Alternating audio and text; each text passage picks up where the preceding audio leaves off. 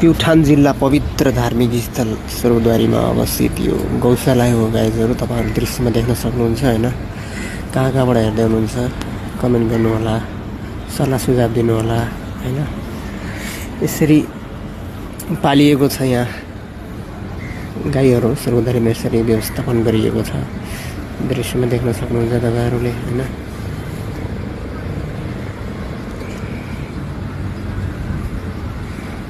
यो चाहिँ मनोरम दृश्य सर्वद्वारीको हो।